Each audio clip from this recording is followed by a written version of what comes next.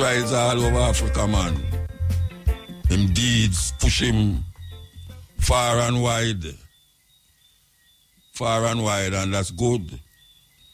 Long time you don't hear a youth rise up like that. You know, the days them have the youth, it give you Patrice Lumumba, Jomo Kenyatta, Kwame Nkrumah. You know, all of these people rise up from them time there and make them mark. But this youth, this time, is a phenomenon.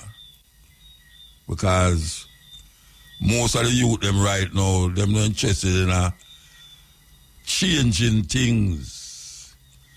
Them want to stay in the rut and stay as though them come sittings instead of tangle the wheel. Flip-flopping is not something that we should give credence to. And it's whole heap of youth, even in Jamaica, them last, man. Glad to see a youth come wake it up. Wake it up, yes. We see things are eat up everywhere. Everywhere to eat up. All over the world. See the Arabs don't want to help the Palestinians cross the border. I don't know why, and them say we are going. The Israeli them start a next war with the Iranian them. Yeah, them start a next war, them kill off some of the big man them down there.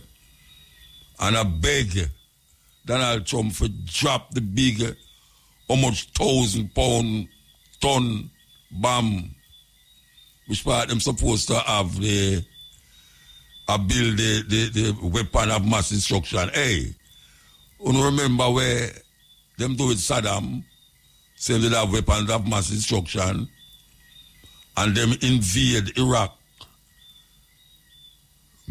Whole heap of people, thousands of people dead, including American. Only if you realize the man never have no weapons of mass destruction. I wonder if it's the same thing I go reach them. Because the Israeli them are beg Donald Trump for coming at the war, which I mean they are ready. So we're going to see what's going to happen, you know. Because, may I tell you, the Iranians, them, it's not like the Iranians how much years ago when them did a fight Iraq. Yes, it's not the same Iranian, you know. So, if you watch what them are do, because we don't want it spread over here, so, you know. Yeah, if you don't mind sharp, it spread over here, so, too. Things that are way for spreading, especially when it's a bad thing. When it's a bad thing. Yeah. So here we know, Debbie the Fire. We're going to play Debbie the Fire. Here we go. Debbie the Fire coming through. Where there's love, there's life. We lose whole heap of that on earth, you know. And can't believe so one man a cause so much mischief. It hurt, yeah. Trust me, man. Enough things surround him. Enough things. So here we know. Supposed to have an interview here, but well, 2 interviews we have still, but one supposed to come now, but it's not there. So we'll just continue the journey. This, we'll tell you about an artist who passed away. We never tell him name a while ago, but Leroy Gibbons, for those of you who don't hear, Leroy Gibbons passed away. Yes, that's a serious thing. Every other week, we hear of an artist who gone left way. You know, Leroy Gibbons, the last time I seen him perform was for Rebel Salute. And he was on Rebel Salute the year before too, and I think he was on it the year before too. Yes, because he always get a good response on the stage. Well, dapper. Yes, dapper, well dapper on stage. Who are yell up him family and him friends all over the world who know say him fuse reggae and dancehall, and him is a cover man. When I say cover man, I mean say him take a whole heap of foreign tune and do them on 2 card with him. Jamaican artists is the only artist who do them something like that. We take foreign tune where have whole heap of this and whole heap of that music in there. And them sing it on a 2 card with him. Yes.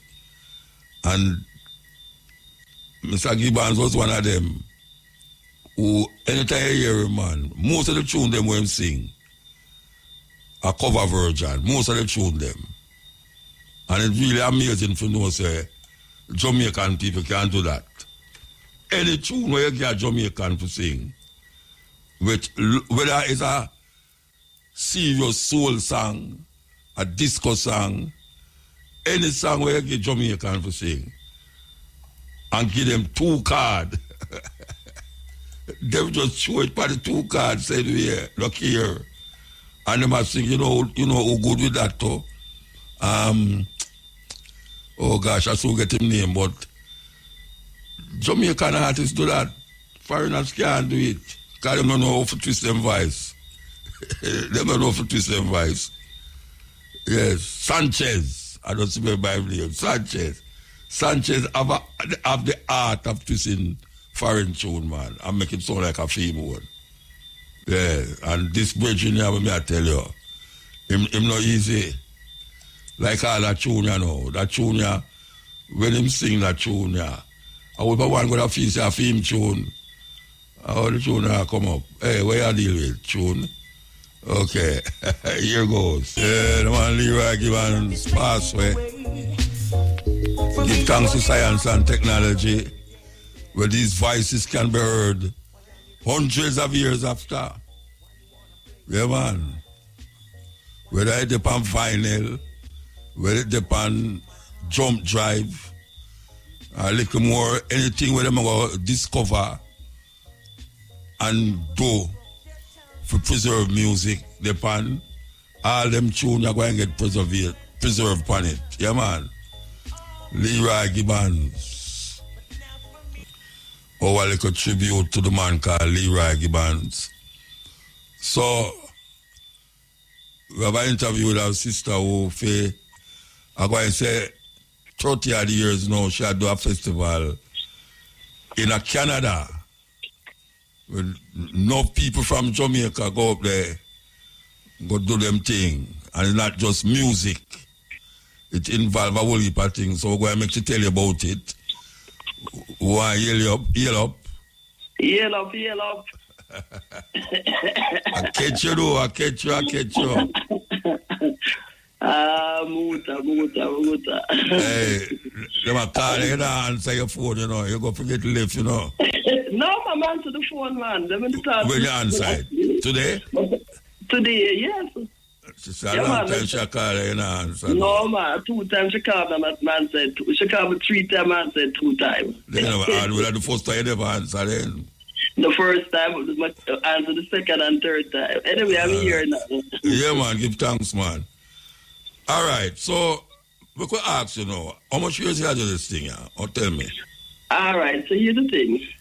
Rastafari is 32 years old. Wow. My son production is 45 years old. However, the Rasta activity in Toronto that I've been involved with from 1977. So you're talking more than 45 years. No, I'm telling you, your name Masan, you know. Sorry if you don't remember your name. Not remember your name, but call your name. Masan, yes. The sister named Masan we are talking to. Yes. Well, right. Yeah, so it's 30 odd years. 32 years Rastafari, 45 years Masan production, but from 1977. Really from 1977 we had the Rasta work, and that's because from 1975. Yeah. When Bob Marley came to Toronto, you know, a handful of Rastas went through a lot of persecution. Oh, yeah? From 75, when Bob Marley come to Toronto, 3 days after the Bob Marley concert, for one full week, the media the police, immigration, laws of vicious attack on the Rasta community in Toronto. Why?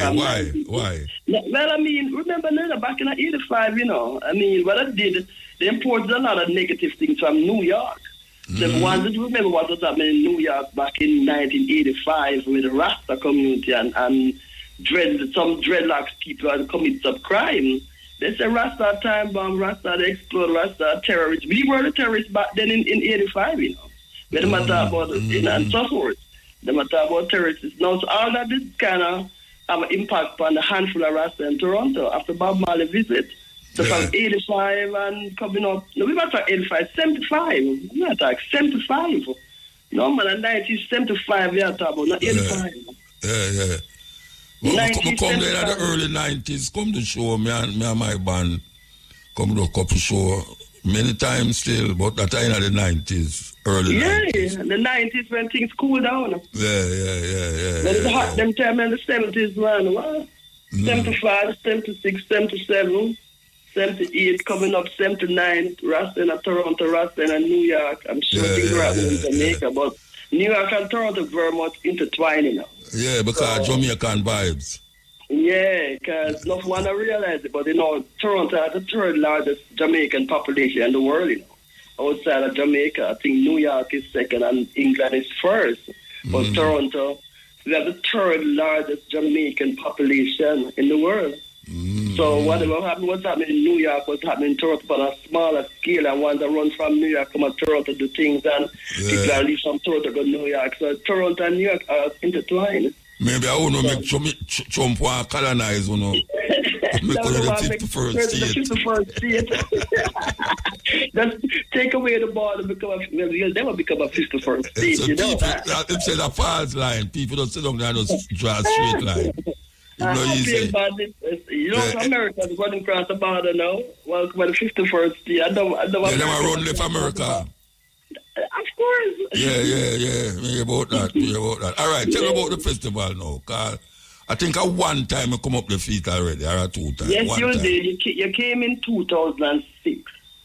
Oh, yeah? Well, 2006. No, 2007. And I tell you why. 2006 was Tony Rebel. Tony Rebel came 3 times already, you know. Tony Rebel come 2 times in 2006. August 2006, September 2006.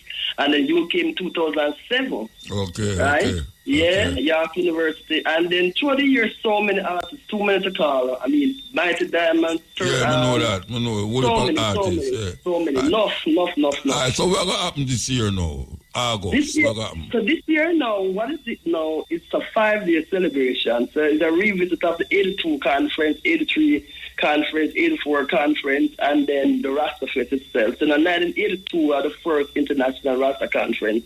In 1983, the second international conference was held in Jamaica. In 1984, we have Voice of Thunder with Bongo Water, Ras Island, Ras Ayentan in 1984 at York University.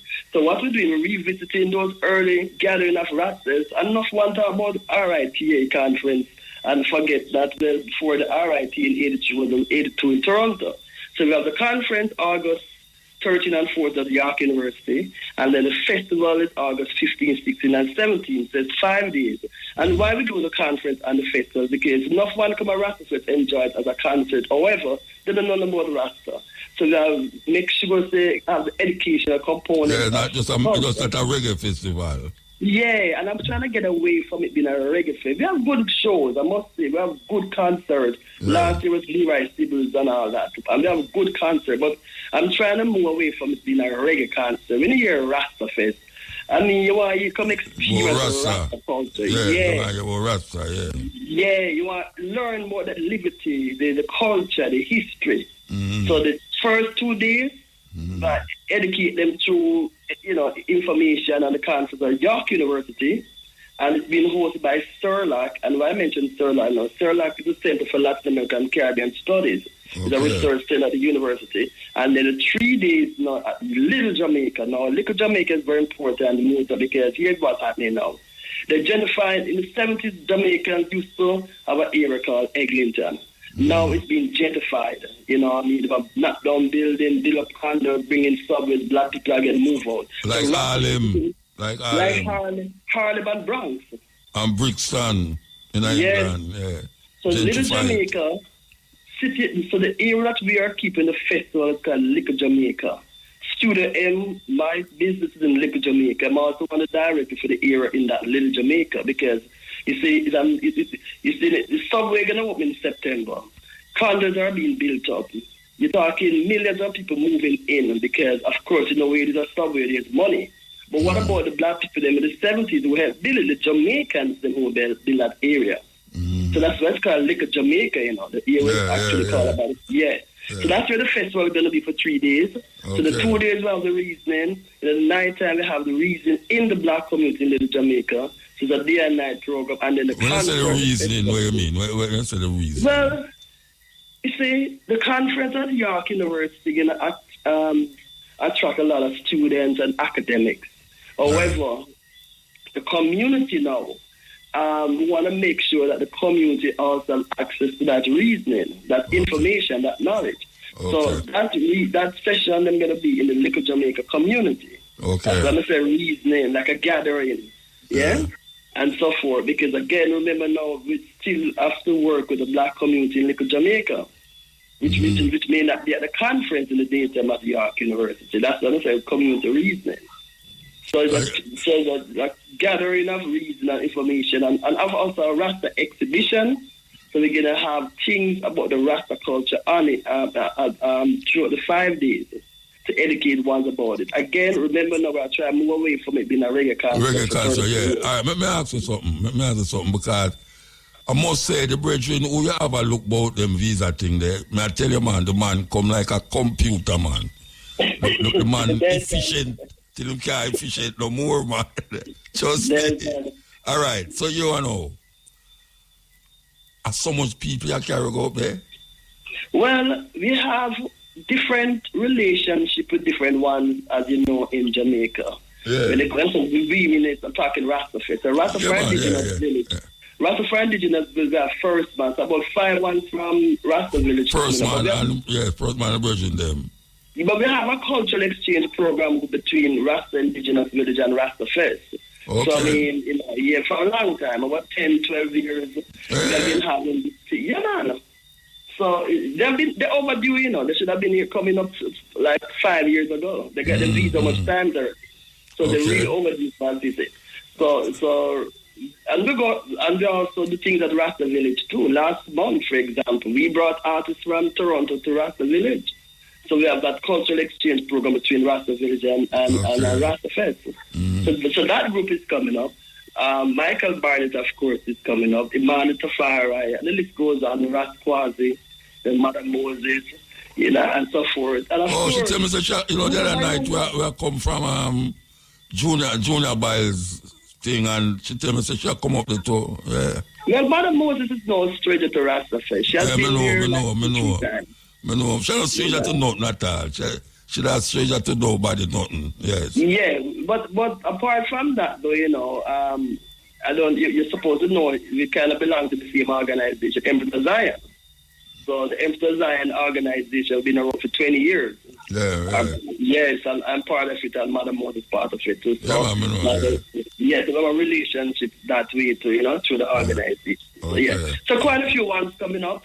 We're working with the Rasta community in Toronto. Of course, Rasta Fest is not for the people who look like Rasta. When I say look like Rasta, now when they say, well, if you have locks, it's a roots and culture festival. So everyone come to Rasta Fest. Muslim, Christian, Jew, everybody come to Rasta Fest. It's a roots and culture festival. Because one's about the Rasta culture kind of thing. Okay. And I must say, Muta, in the 32 years we have had a festival, we have never hired police to come to the festival. Never. You know why? Because we use the music as our security.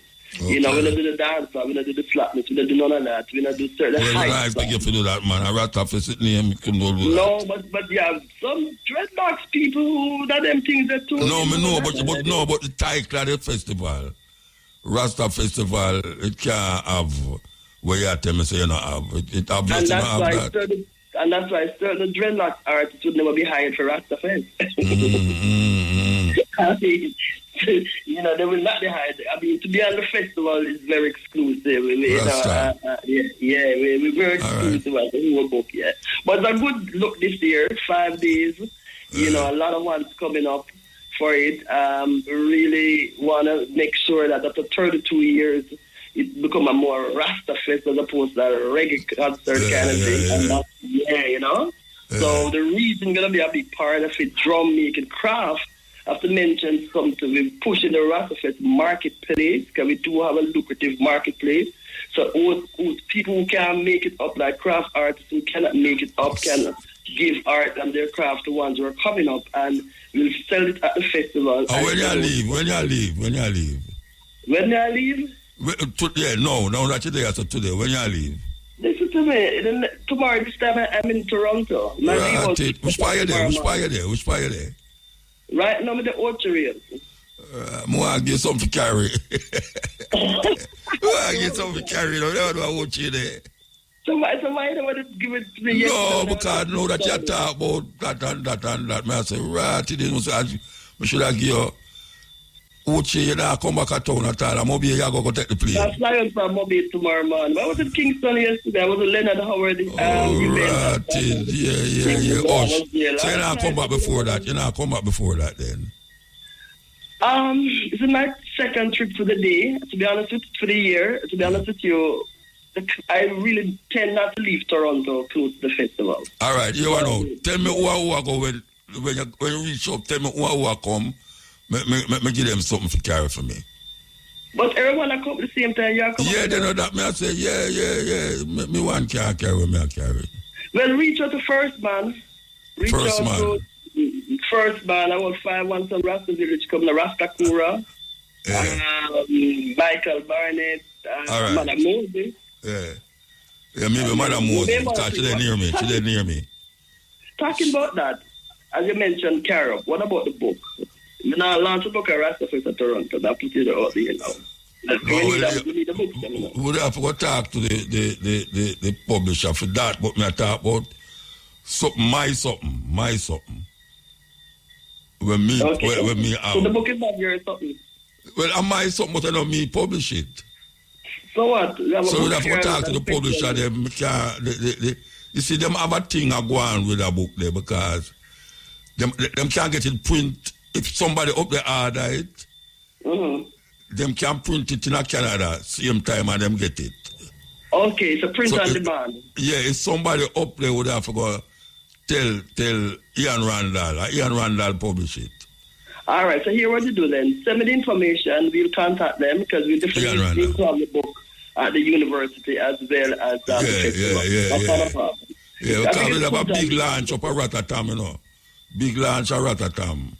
So you know what, a big launch at Rastafari Toronto. Yeah, but me not say no. When I tell you, say the person who have it at Rotterdam or the people them who actually write it. Okay. See, it's the University of Austria. Some student at University of Austria, they put it together with a professor. So that is why it get in a Rotterdam. I now get it in a London. We do a big launch in a London because the man who did it up in London talk to Randall and them get it up the film on the spot. And so if somebody want it up there, they would have to go talk to Randall and Randall know if to get it print up there same time. Well, not a problem. I'm also attached to the university, so y'all can... All right, we're not going to send you the information. We have to move now, though. We're going to send you the information, all right? Yes. So we talk before them time there? Yes, we'll talk before August. All right, give thanks. And the publishing a book, you know, I never know, say, you did have a situation where if you go any country you go in the world and you want your book them reach there, you would have to actually carry it physically, the book them. And that is where we did find out with Ian Randall, the publisher there, when him say, I tell him I go to England and the African who say, him have, well, not him have it, but him work with 5 bookstore up there. And I say, I not carry no book, go up there, the bridge, them woolly book there. Him say, him want some books, so I give him the address for Ian Randall. And when we reach up there, him say him get the book there. I say, oh, you get the book. Him say, you know, the amount that you want, you get it up there. When we go to the man, say about 200 of the book them, you know. I said, then there's so much book you take, man. By the time we reach the 4th bookstore, you know, him say him not sell no more. Because him not go have none for the 5th bookstore. And by the time we reach the 5th bookstore, that is it. None of them no left. I tell you, say, this modern day technology thing, it not stop you so, man, because the book them actually reach up there before me. Yeah, the book them actually up there. When we go to the first bookstore, I see the book them in the store, there about 200 of them in order from Ian Randall down here. And down here I'm doing it, you know. Ian Randall just call, so by my call up there. And just get it done. Well, the same way with Astra too. Them print it up there, in the country, where you're there. And you want your book them. Same way with America. You just, the publisher just go so bam bam, and them just, the book them, and you just, when you're up there, the book them reach before you, and they said there. Science and technology, not easy. Okay, so we're done with that. So we're there with you. So we see some things that go on in Israel, Iran right now, where it's not lovely, it's not lovely. And this group of people who say them are Israeli have 2 wars going on at the same time now. One where them are wipe out the Palestinians them out of the land, and 2 them are bomb Iran. Now, I hear a whole heap of passing in Jamaica. I tell Jamaican black people who don't know better, say the people them in Israel and make way for the return of Jesus. The Israel, the people them who call themselves Israeli, Netanyahu and him friend them, and make a way for Jesus' return. Because that is the place where Jesus is going to return. That is where the pastor them I tell the people them in a Jamaica. Now, if you know the history of those people, you'll never say that. Because, especially when you go, watch a man, me and Tony, I go through the airport, man. Why you love Tony Rebel, you know? Me and Tony Rebel, I go through the airport. Everybody in the airport we said them are Israeli. You know which part of them come from? Russia and Germany. Just like how most of the white people them will start out a kill off the Native American them on Turkey Island. Irish people a runway from whatsoever that take place in England and all these places and come and go in England. Start going to Turkey Island there and kill off the Native American them and push them on some dry place and them call it Indian Reservation. Now for those of you who read the Bible, no, say Israel in the Bible is a man named Israel. It's a man named Israel. And his name was Jacob, according to the Bible. Before that, he was called Jacob. And Jacob had 12 sons and 1 daughter. And Israel, who was called Jacob, traveling, and the angel of the Lord come to Jacob. And he fought with the angel. This is what going on now in the Bible. He have a fight with the angel. And when him done fight with the angel, guess what? Him win the fight. The Bible says him fight with the Lord, you know.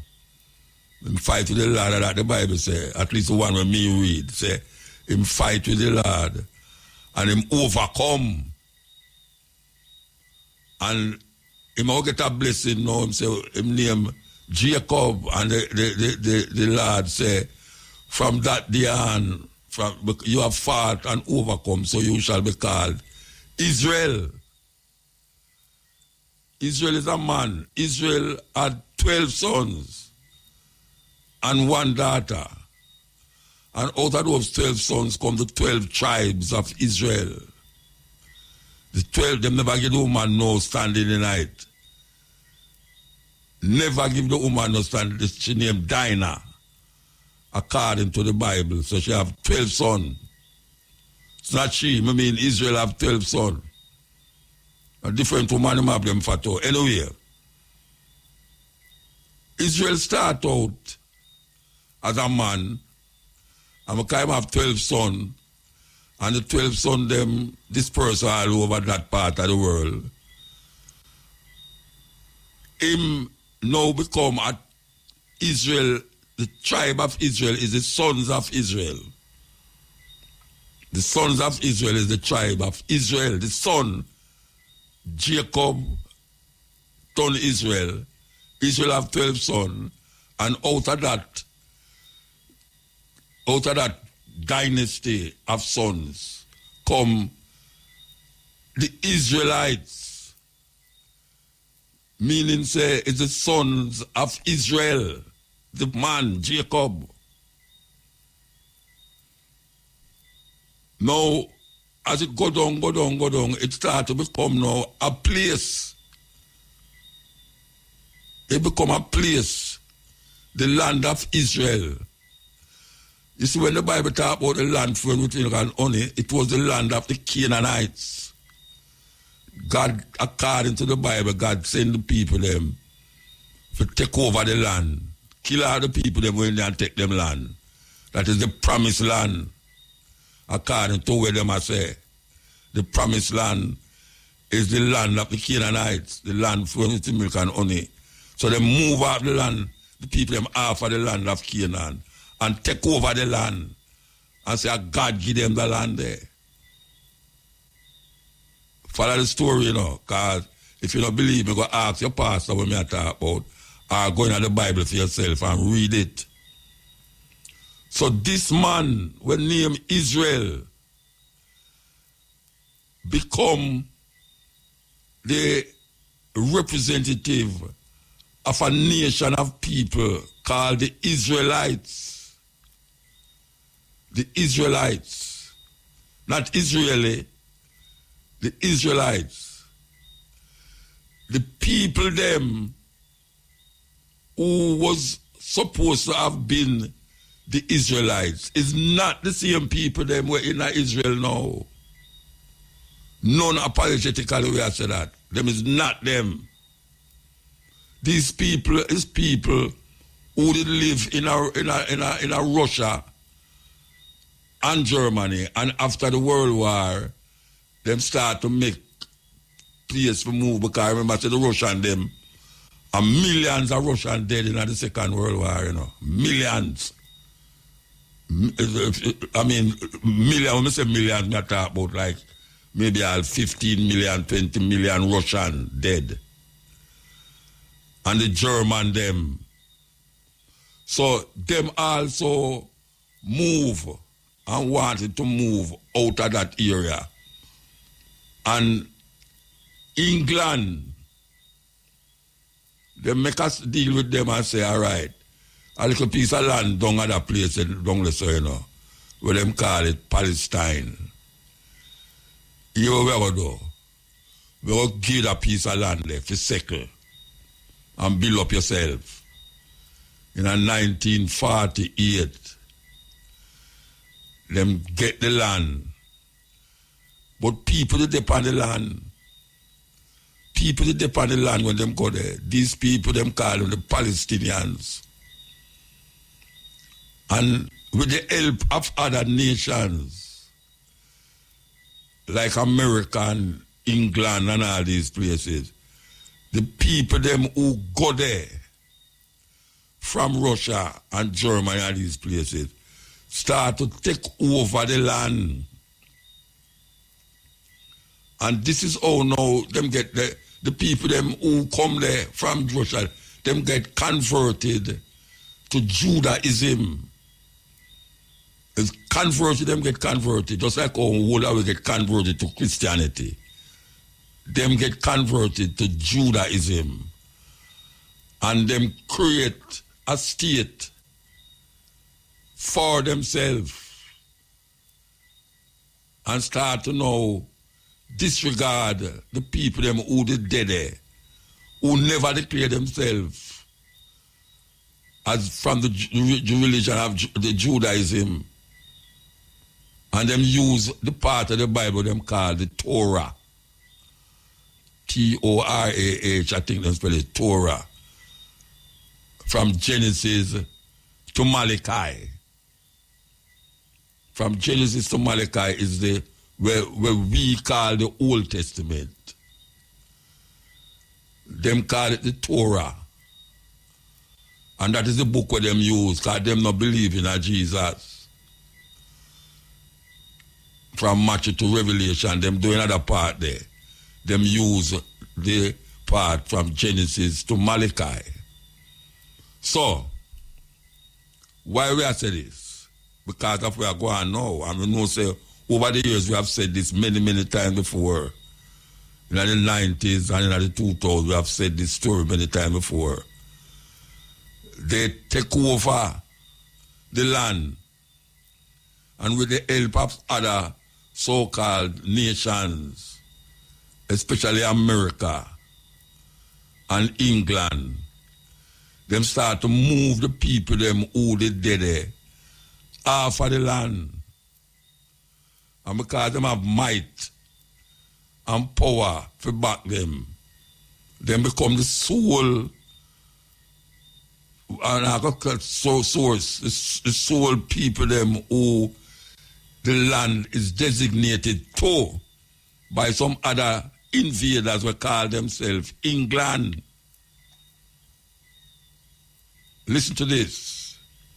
The Israel in the Bible is not the same Israel as today. And I know what you're thinking, and you're already jumping into conclusions, but hear me out. People are over here fighting and debating over a misunderstanding of what Israel actually means. They think that the modern Israel is the same as the... Hey, you don't know how I feel when I find this thing here, you know. You see that little clip here? I tell you, give thanks to whosoever sent it to me, you know. Somebody sent it to me because them here say, I talk about this thing for a long time, you know. Thanks you for this clip here, but I want you to listen to this clip here.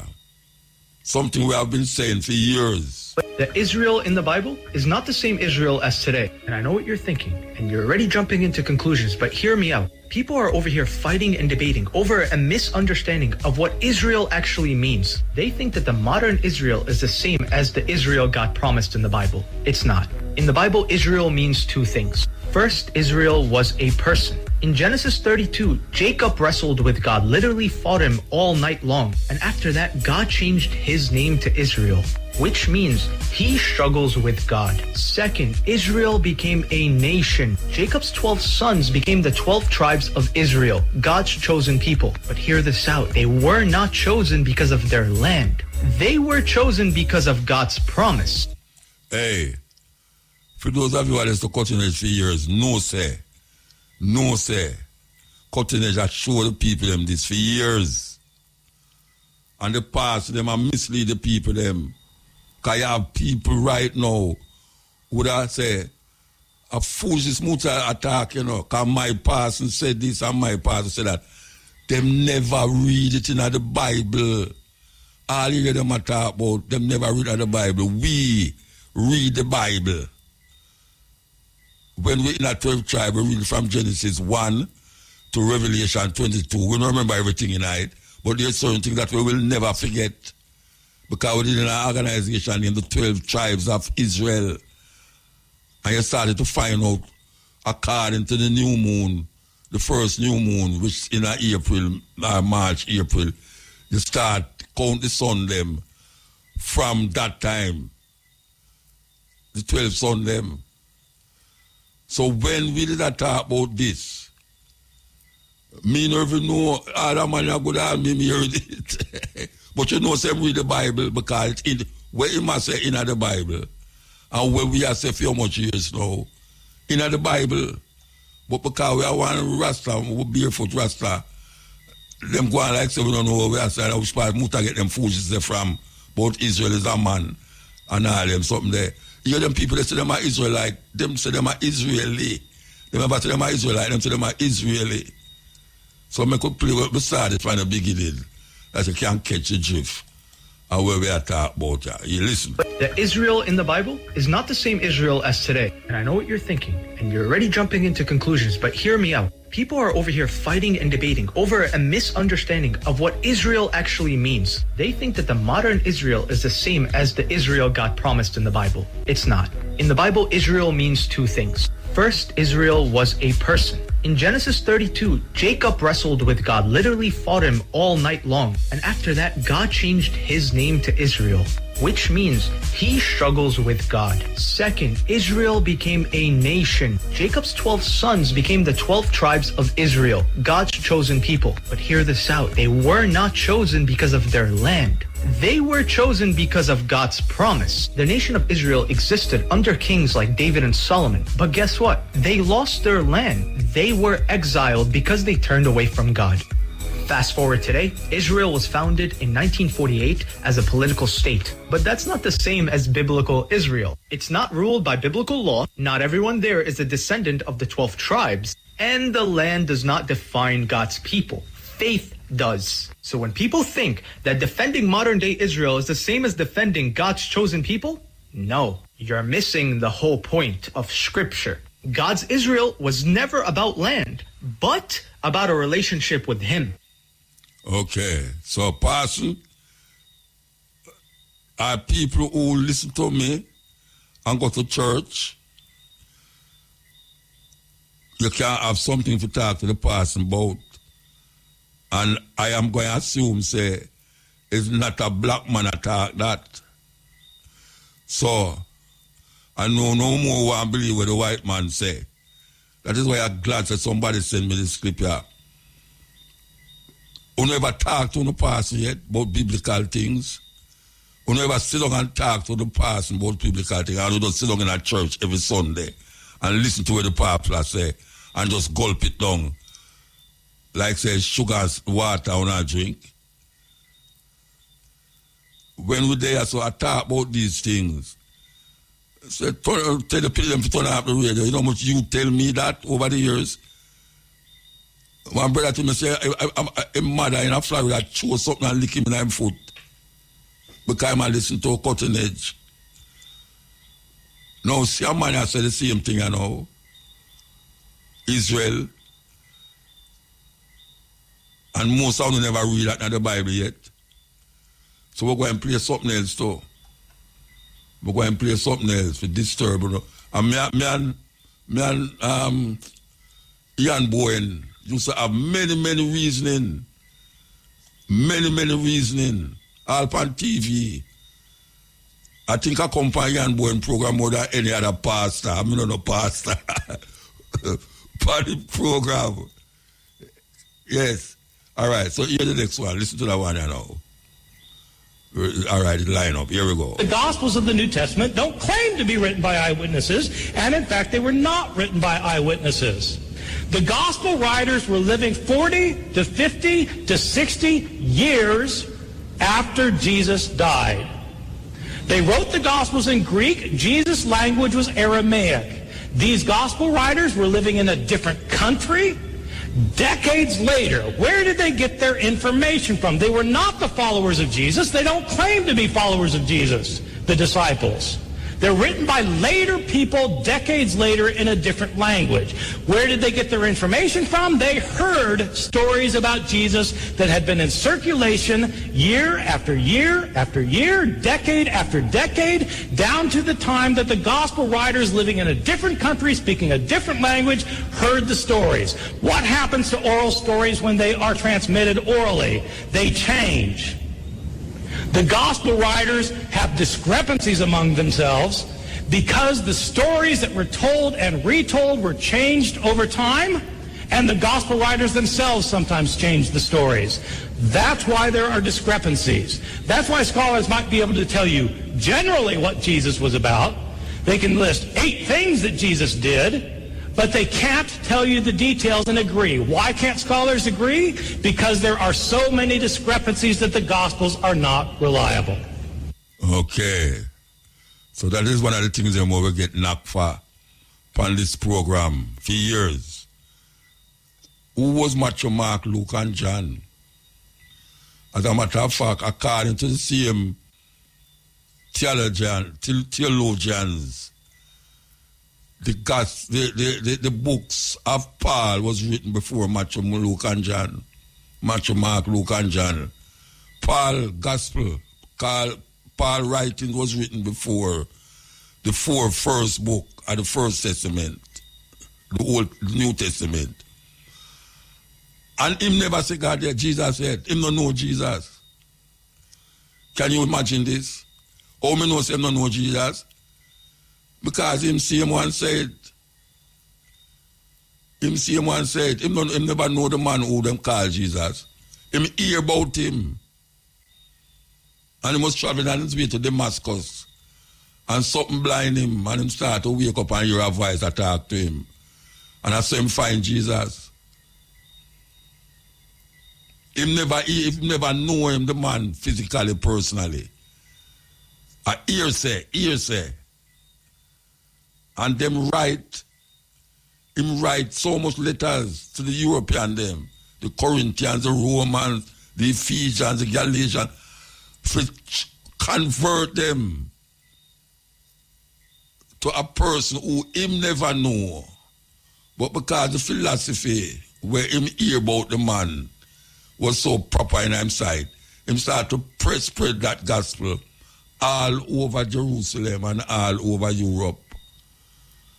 And him end up and get killed by the same Roman them.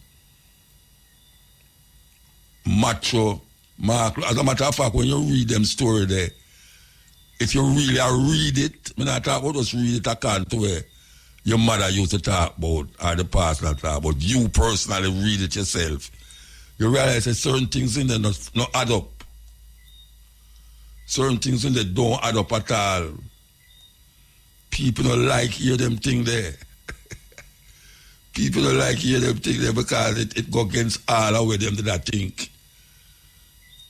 All of them that think. Them don't like hear it. Martin Luther didn't like the Catholic Church and founded the Lutheran Church. Calvin didn't like the Lutheran Church and founded the Reformed or Calvinist Church. Henry VIII didn't like being denied Catholic marriage and founded the Anglican Church. John Smith disliked the Anglican Church and founded the Baptist Church. William Miller didn't like the Baptist Church and founded the Adventist. Ellen G. White really liked what William Miller said and founded the Seventh-day Adventist Church. Charles T. Russell didn't like the Adventist Church and founded Jehovah's Witnesses. Joseph Smith disliked the Methodist Church and founded the Church of Jesus Christ of Latter-day Saints, the Mormons. John Wesley disliked the Anglican Church and founded the Methodist Church. Some pastors didn't like the Methodist Church and founded the Pentecostal Church. Many did not like the Pentecostal Church and founded thousands of churches like Stop Suffering, Assemblies of God, Light of the World, etc. The evangelical movement came from the Baptist Church, while the different born-again movement came from the evangelical churches. The born-again faith emerged in the late 1930s from the U.S., and it gained popularity in the 1970s and 1980s, its golden age. There are now 35,000 different so-called Christian religions who claims their interpretation of the Bible is the right one. Okay. Wanna hear that?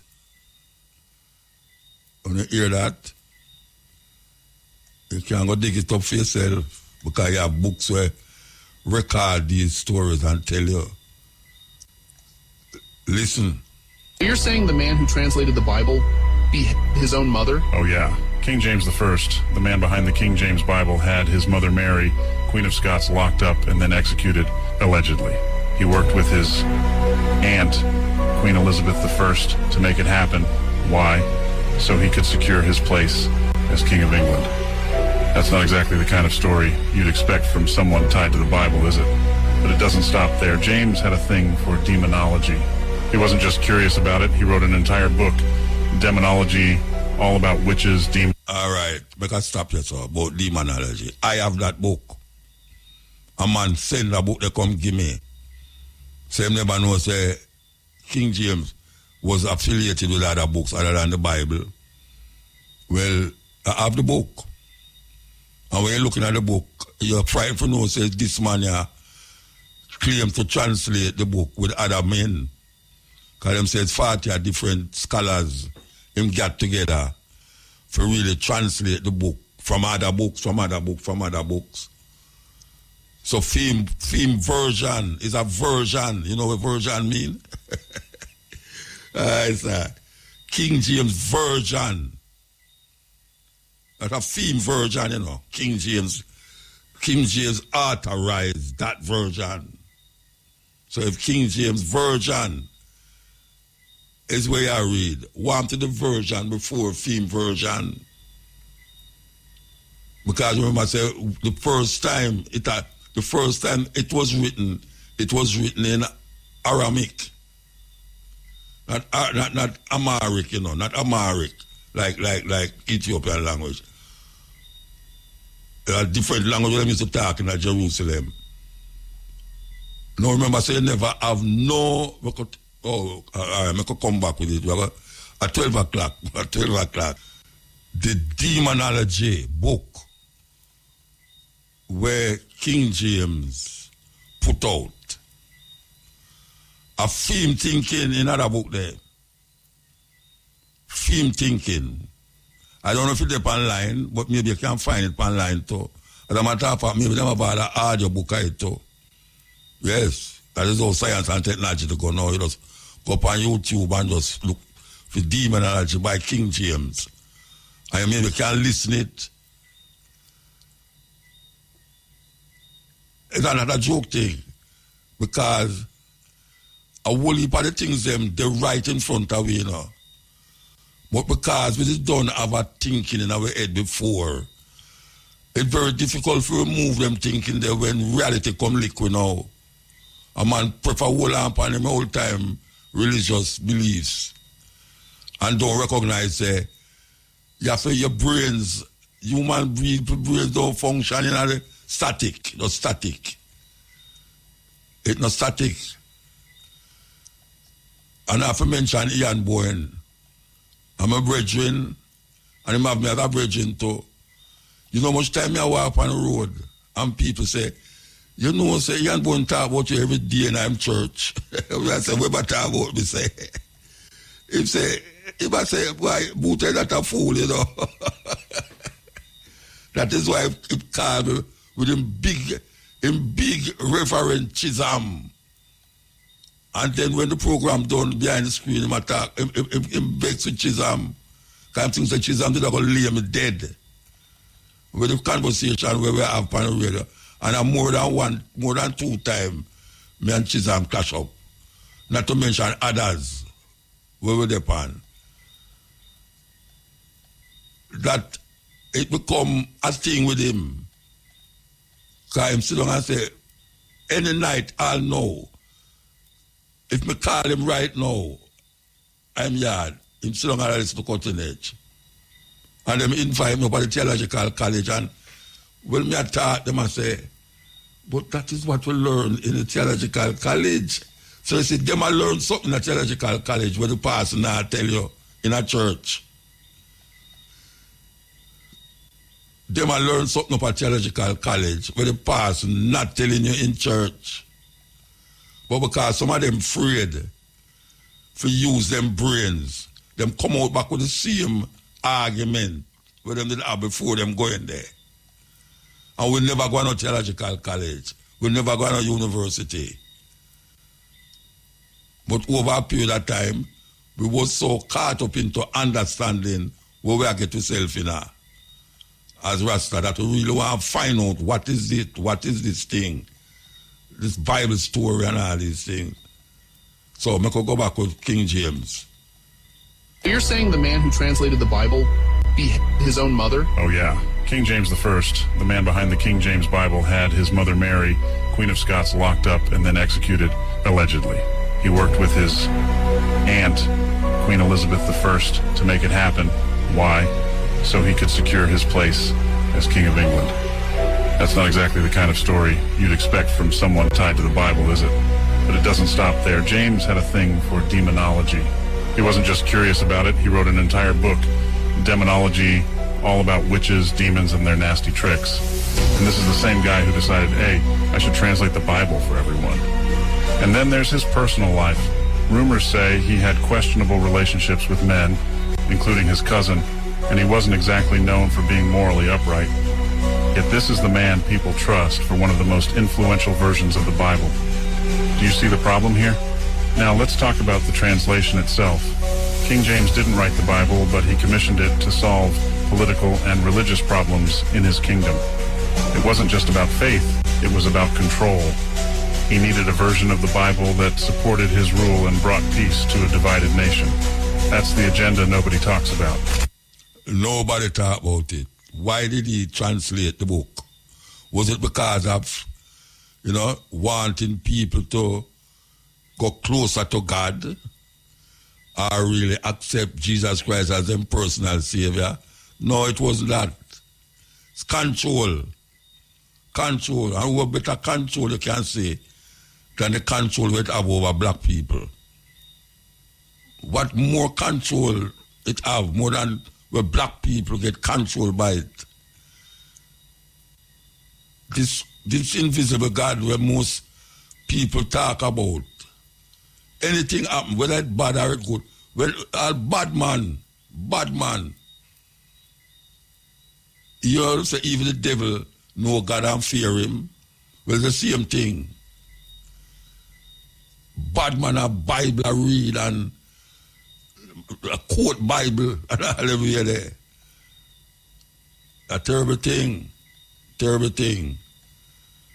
There is something that is missing from the minds of the people them, and that is critically thinking about what we thought we know as reality or as real. Critically thinking. We don't want to critically think about nothing, especially the religion, because 500 years of degradation from black people, 500 years of blood, sweat, and tears coming across the Atlantic Ocean and wipe out a generations on top of generations of people. And then we come here so and them give away a book. And that book is supposed to save we from them. And I keep repeating what Sizzler say. I wonder if Sizzler remember saying sing that tune now. The white God cannot save you from white man oppression. Because if the God where you was praying to was the right God, how could he make you be into this madness for 500 years? And the people them who put you in it, when you look on them are prosper. And if you want to prosper like them, sometimes you have to turn criminal. We never used to do things where them as we used to do. We never own. Boy, I'm glad that people are listening to culture, trust me. Because all the things that we do and bring out, we can put a different voice to it now and people know say. But somebody else that say it. Listen to this. I've never owned anyone. My neighbors, as far as I know, have never been owned by anyone. But the people who say we don't owe any reparations for the Civil War are ignoring something really huge. Or maybe they just don't know. Some people already got reparations. White people. White enslavers were paid for losing their human property. The actual people who were raped, tortured, whipped, and sold, and worse, were promised land to get a fresh start after the war, but they got nothing. When slavery was abolished, Congress paid nearly $1 million, which is $30 million in today's bucks, to white enslavers as compensation for losing their property in a war they lost. If a freed person didn't hit the road fast enough, they risked being re-enslaved under new laws that were just workarounds for all these white people losing their slaves. After the Civil War ended, Union General Sherman set aside 400,000 acres of confiscated Confederate land for black families to start new lives on, up to 40 acres each. The Army loaned out mules to help them work the land. That's where the phrase 40 acres and a mule comes from. Black people were already working some of this land when Lincoln was assassinated and Andrew Johnson became president. Well, Johnson reversed the order. He gave the land back to the same Confederates who had just tried to destroy the country. The freed people were evicted. So they made all these things into crimes that were non-crimes. They were things like, if a black person didn't have a job, that was a crime. If a black person couldn't prove that they had a job, that was a crime. You could get arrested for that and a lot of other ridiculous things. But once you were in jail, you could be leased out as labor for private profit. This system of convict leasing allowed white landowners and businesses to replace slavery with something just as violent, just as profitable as slavery. No wonder there are still Confederate flags all across the South. Even after slavery was abolished, black Americans were not safe. Public lynchings became a regular threat. They were a form of terror used to keep free people in their place. They were planned events announced in advance so everybody... Yes. When you listen to them things, you know, them things is like, oh, we play the music there. And so we play them things, you know. That's why I'm so short, because when I get bored, when you listen... This is the first time I will say I am really, really proud of my ancestors because they left nothing behind. Nothing at all. I've traveled the world as a black man, and I have never seen a black country where the people who live in it are foreigners that were brought there by blacks as slaves. Not one single country. Yet the black race has more countries on earth than any other country. 54 are on the continent. 13 black countries in the Caribbean. So 68 black countries. There's not a single black country where slaves were bought from outside by black people. I've traveled the world. Not a single country in the world colonized by a black country. There's nowhere you go on Mother Earth where the language they are speaking was imposed on them by force by a black country. I've traveled the world and I've never seen a religion that is imposed upon anybody anywhere in this world by a black country. There are 68 black countries in the world, the largest continent by number of countries. Not a single one of them has a nuclear weapon of mass destruction. Black countries across the world, none of them is responsible for what we call the military complex, where we are manufacturing dirty bombs and sending things into the water to pollute people. I've traveled the world and I'm yet to see one product that was forced to be sold in another country by a black country. So it means the black race is the only race on earth that represents what the United Nations have been looking for the last 100 years, peace. Yes, we fought internal wars just like anybody, and that is all we did. Therefore, in my travels, there was no place I went on earth where the people there pointed fingers at me and say, your people did this to me. Never. The black person is the only one who travels this earth and no one will point a finger. That's what my ancestors left behind. Nothing. Holy shit. That has to be definitely, I'd say, more powerful than any yes. Take a promise. The African them in America, 40 acre and a mule. That was then. Up to now, them never get 40 acres and a mule. 40 acres and a mule, that was never given to the African them. Kind of somebody man say multiply that by that by that. Supposed to get all the way. Tesla car them name them make. Yeah. Okay, so we want to play this. But after we play this, after the advertisement, we're going to take some phone call. So take the phone call them after we play this, and then the ad them going to come, and we just work out the phone call them.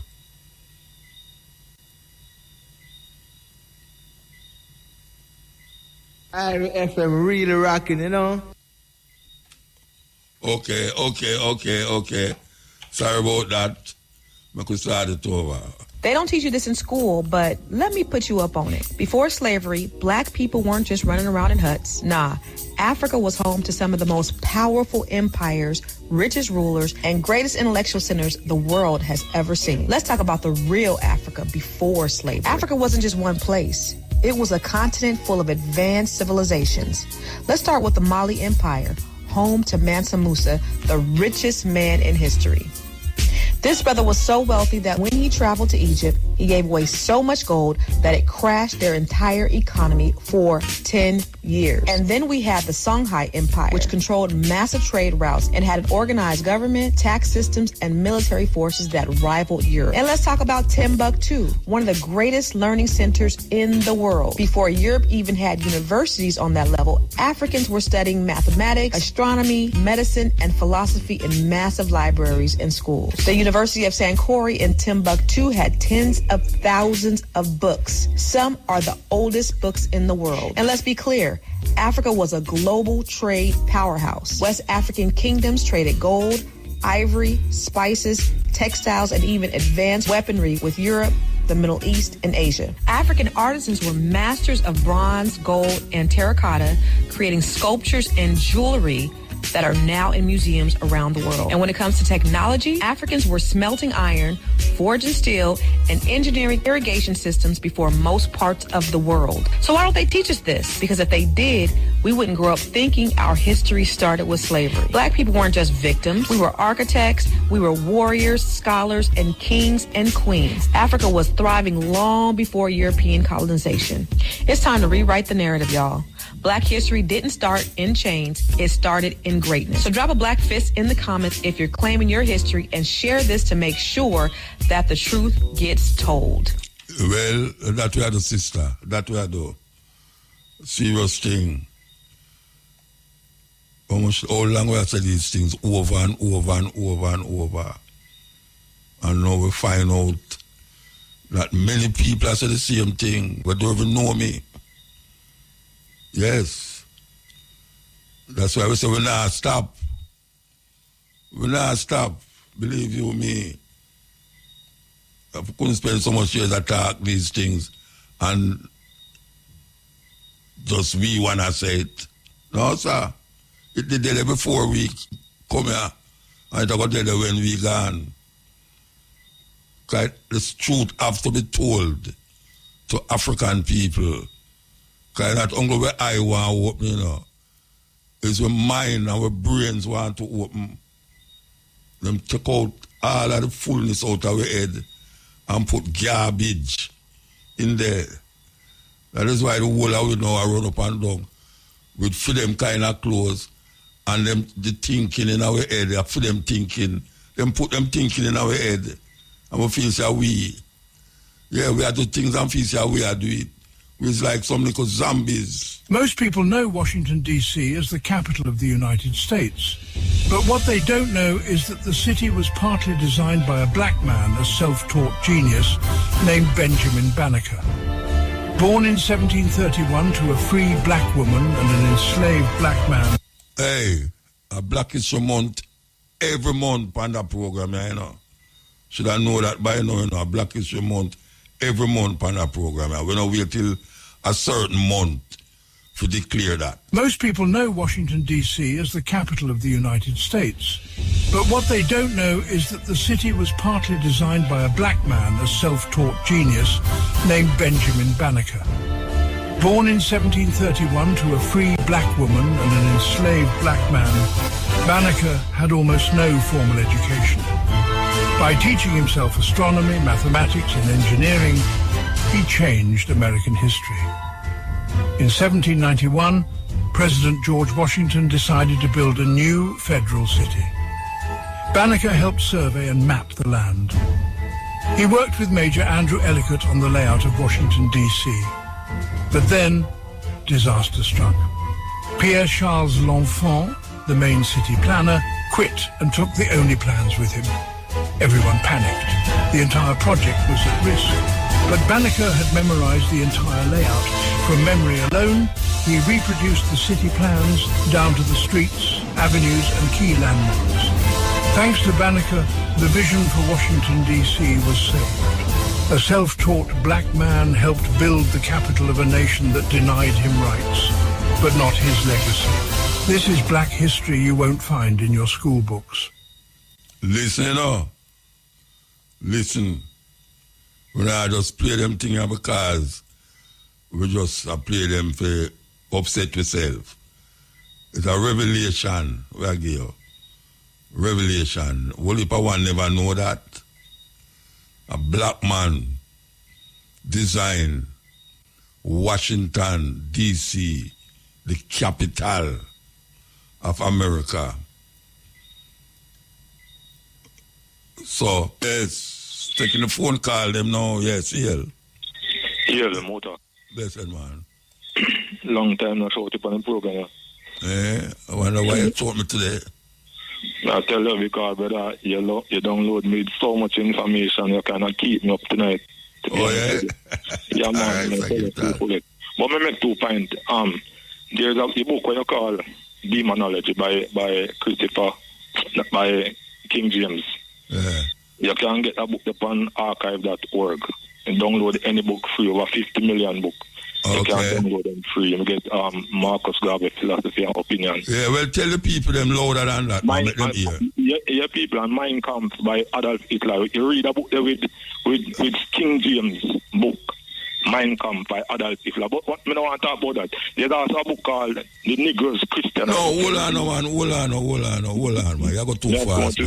You go get to talk. You know, have to roast them up. All right, sir. Tell the people them which part them can get the Demonology book when we just start about. Yeah, you can get free on your internet, archive.org. Archive.org. You have over 50 million free books can download. Audio books also. They share so much information. All right. So yeah, but you know, I want you know this Motor. You know that no Jew and no Muslim not believe in a God. Well, them not say God, them say Allah. The Jew, all them, right. Most of the Jews, them are atheists. No, the one them in Israel, most of them are atheists, you know. Yeah, not only that, because through their history, remember, God is a European country. God have one son, sit down on his right hand, No Jew or Muslim believes that God have a son, No, well, but yeah, listen how stupid it is now. Islam no believe say God have son neither. Yeah, for real. But them accept Jesus, but them believe in a Jesus. Yeah, right. They understand who Jesus was. According to their history. There was nobody in the Bible named Andrew, Philip, Mark, Thomas. Matthew, Mark, Luke, and John, man. Matthew, Mark, Luke. Yeah. But not only that, none of the disciples' names, them never have those names in the Bible. I'm going to show you something. Maybe get down to it fast, because maybe somebody else want to talk. Look how stupid it is. In heaven, God, when they live comfortable, no problem, till Satan rise up against him. Satan deceive much. Angel 1/3. Then God cast him down after a war. Satan come in earth now in a garden of Eden. Adam and Eve, they live so nice and everything. According to them Bible, Satan deceive Eve and Adam. God drive them out. You don't know what God do. God sent his son. One have nothing to do with the deception of angel nor Adam or Eve. He come dead for people. And them still don't get saved. And Satan, who they get the problem, God, he made them kill his son, brother. And yet Satan, who the troublemaker, they not kill him. Still have him there. Sometimes I'm a lion, sometimes I'm a wolf in a sea club, sometimes a serpent. Brother, people that look for Satan and don't know who they look for. The Bible say God create evil, you know. Of course the Bible said that. In Isaiah 47 verse 15. See, boy, you know your Bible. You know your Bible, man. But listen to the wickedest thing now on the Motor. God create evil. The wickedest thing at Genesis 1 verse 1. Yes. And people now understand this. So it make the light before the sun. No, me don't talk about that. There is no way in the Bible, in the scripture, in the Torah, say that God make heaven or earth or nothing. There is no way in a Genesis says God make or create nothing in the Torah. King James Version twisted to that. What if Genesis was saying anybody can download it from the internet or read it from the internet? It said in the beginning, Elohim. Elohim made the heavens. Elohim they never say God say, but at the same thing they talk. Elohim is the plural word for gods. Yeah, I know, but when I say the same thing, I don't think them pluralize it. No, but listen, people. Because I don't use the word God. Because I don't really use the word God. No, but let me bring up a point. So you see in Genesis 1 verse 26, here the gods they talk now, come let us make man. Make man in our own image. All right. You see, after Adam and Eve, here the gods they talk. The man have sinned and become as one as us. They have knowing good and evil. All right. In Genesis 11, when they build the building figure heaven, here the gods they talk. Come let us go down to see the temple, the building that man is building. Yes. All right. There was another time when Israel. And then him run with Canaan and say him go there and go find a wife. All right, brother, may I tell you. And Genesis 4 say, and the sons of God saw that the daughters of men were fair. All right. The sons of God, capital G-O-D, yeah. But not only that, there's a war between Israel and Judah, you know, because they split up. So King Joseph and King Ahab they got war. So then send some prophet and say, look here, make we a prophet, him say, if you go up. So then send and the sons of the prophet come and then say blah blah blah blah blah blah. Then say, we don't want to hear. You don't have nobody else so you can bring out when I king say, yeah man, you know me have a man here, but he never thought nothing which part we want to hear. But man, alright, bring him come at me, I say. So the man come out here, Micaiah or Micah. So he say, what you have to say about it? And he say, boy, I don't go up in a car, God don't get it. The king say, you see it? Me tell you say now, go so now. The man say, alright, listen what me see now. Me see heaven gather together and God in the middle. With all the hosts around him. And God began to ask them, say, who we going to send to deceive this king here? God put the tongue, the lion tongue in the man. So what I'm saying, you go back right to Genesis 1. You understand me? Yeah, read the Bible, Richard. Yeah, read the Bible. God, Elohim. People don't understand that. Yeah, read the Bible, man. So God put a lie. Spirit. In the spirit of lie from God going on the man. You understand? Yeah. In the council. At 2 times him do it too, you know. 2 times I can tell him, I must say I'm grand. And when him, you know, the first part, Abraham. Right. Half sister. Right. So tell him, say I know your sister. You understand? So now the best description of God in Daniel chapter 7. Verse 9 go down where they say God sit down the key ancient of David, long white hair. Yeah. You understand me? And fire around him and angel around him and all these things. That are the description of the God of people worshiping. Yeah. And at the same time then twist and tell us the God is the creator. But look at this. In the Bible, God commit more murder, more genocide. More wicked and tell people even them. After 300 years when he come out of Egypt, God rise up King Saul and say, remember what Amalek do? Man, you go kill out all of them people, you know. Yeah. Hey, brother, right now, me not see the reason why I should do that. The Bible say God hates Saul. And then he call David and say, yo, young man after my own heart, more you fit do what me say. Yeah. And that's the God of black people take up now. So when you read the book that is called The Negroes Christianized, you can find a book online. I read the 17th page. In the book, it said that even though the Negroes should own nothing on the face of the earth, they shall be giant heirs in heaven with God. Yeah. So you know, if you own nothing, black people, if you own nothing, we go on one place in Dumfries or Adelphi, on big old ganja farm. Every 3 months shipment of ganja they go. Black people have to own a farm. Black people have to own more than a certain amount if they only with that. Oh, yeah, boss pan the man them, so Rasta. Oh, yeah, boss pan the man them, so you tell which part of the plan. No, but in the not privacy. One when they out of Westgate in a Montego Bay, they move. Oh, yeah, ball which part of the man them a plan the ganja. Let me tell you what I say to them. Yeah, police. Let me say to them, yeah, because guess what? We under slave master rule and the slave master regime, we might not be controlled by them. So that's why you boss pan the man them. Black people want to go to heaven, and at the same time, They don't own nothing on the face of the earth. All right, sir. All right, give thanks, your brethren. Oh, you mean bless up yourself and bless up the people. So archive.org, you can get any book you want. Yeah, man. All right. Yeah. Thanks. Yeah. Mutabaruka. Yes, sir. Respect, I. Blessed, man. First time caller. Oh, what? Yeah, man. I call from overseas, you know. Which part you call overseas? Merrimaka, man. Merrimaka? That no Mary again, you know. No Mary boy. That be a Maka over here. That me I tell you. So what I say now? I'm just calling to big up there, you know, man. Okay. Because the work we are doing, trust me, I tell you. Them work here invaluable. Yeah. Because I pity a program like this, I feel, you know, come on at hours like this. Because youths need to learn some of them something away. Them not learn it, man.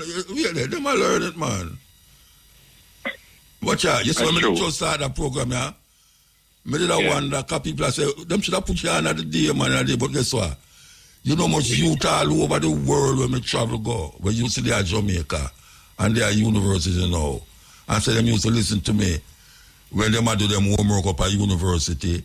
When them have put them phone on at the radio, sorry, the little transistor radio on the pillar and all them something there. So me not worry about the time. Them are listening, you know. Whosoever will make up, them are listening. That's true. Yeah. Because I want to say, I just saw it going, one listen and the next one share, because even though with my youth, them, you know, a lot of the information where they are pass on, especially when they come on to Garvey and them great people, and then something they may teach them, you know. And when we just start, you never have YouTube. Yeah.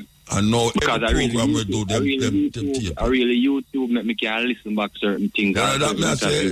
So one of the greatest interview when me catch from you was one with Dr. Ray Higgins. Okay, yeah, but when they bring him down, that interview there is like that changed my life.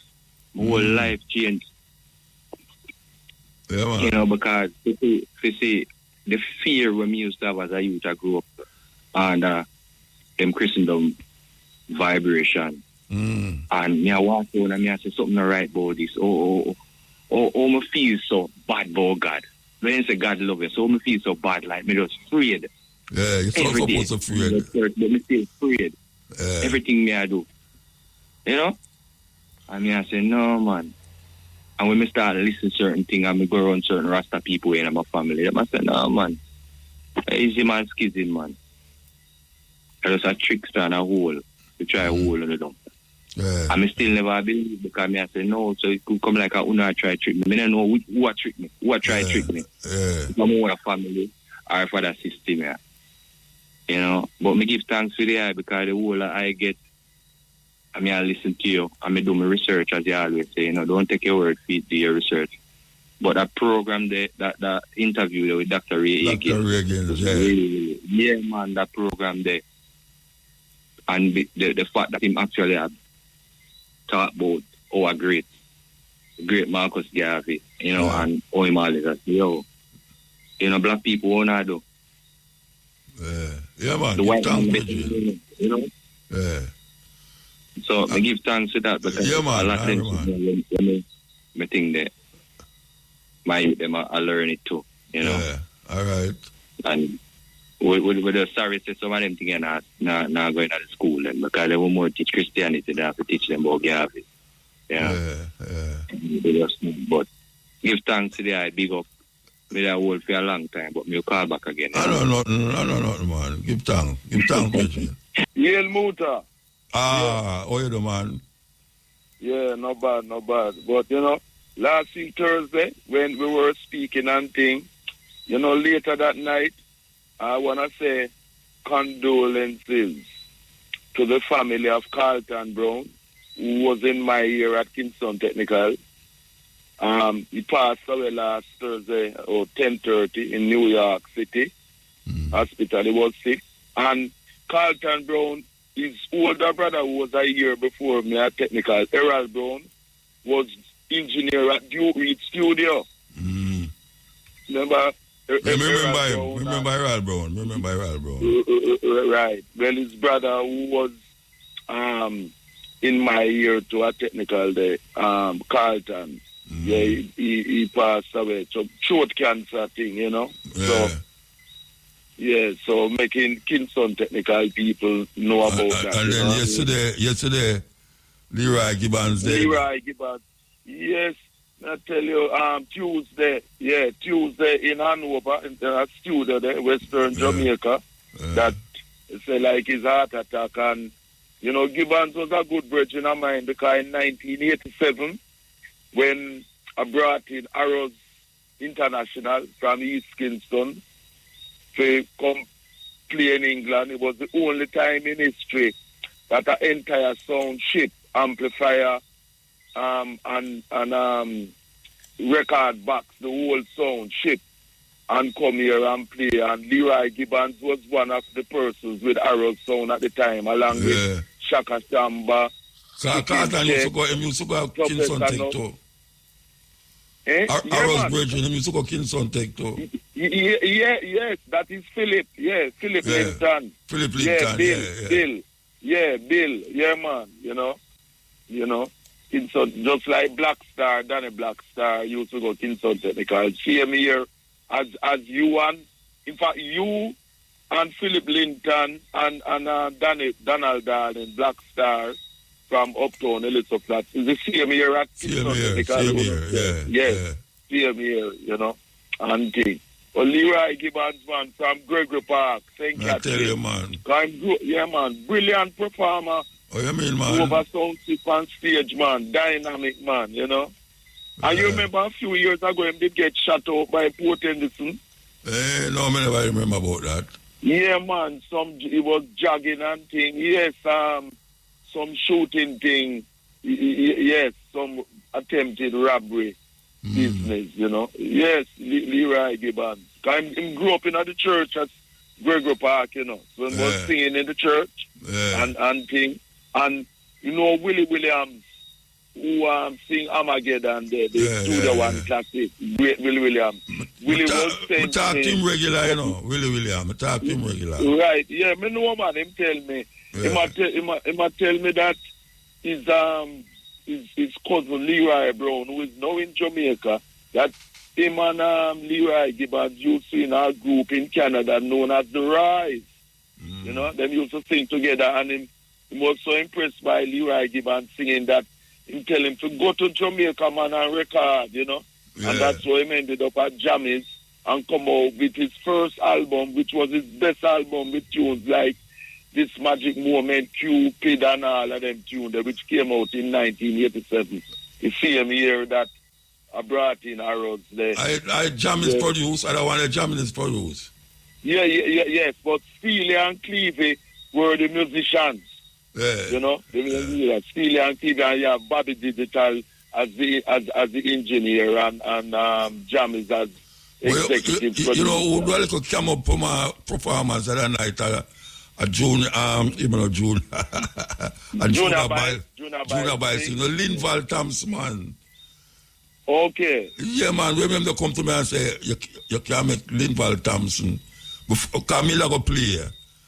And that was my time to play, and him come to me and say, me can't make, me say, what you mean? If you can't make Linval Thompson do a tune. Of course, the more than one tune too. Yes. When they come out, the place fall down, man, I tell you. Yeah, man, that is the Junior Biles thing at the Louise Bennett theater, Linval. Theater. Last time I see him was in France, me did that. Spain, last time I see him, man. The man still have him voice, Rasta. Yes. Man still have him voice. You know, it is good when artists them still maintain them voicing, like Cornell Campbell. Yes, Cornell Campbell, voice same way. Voice same, yes. And Errol Dunkley still have him voice. Yes. You know? Yeah, you know, because some of the artists, them voice degrade for whatever reasons, but Cornell, yes, as you say, Cornell Campbell, you know, who started his career in the 1950s, before Leroy Wilson, who started in the early 60s, then Donkey and things. Yeah, man, them still hold them vice, and Ken Booth still have him vice too. Yeah, man. Still a tour too. Eh? Still a tour too. Even them can't see. Still a tour.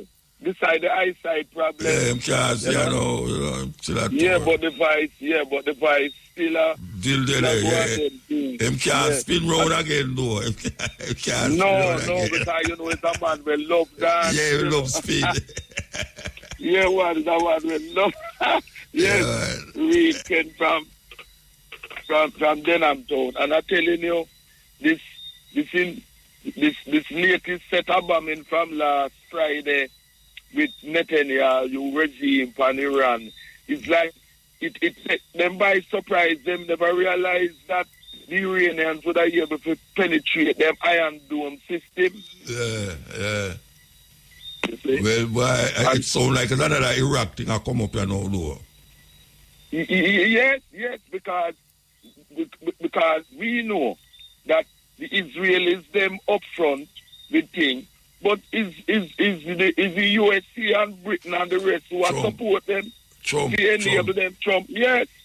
Trump enable them. One thing, and evil people in Iran who don't like the Ayatollah and the government there and thing, know that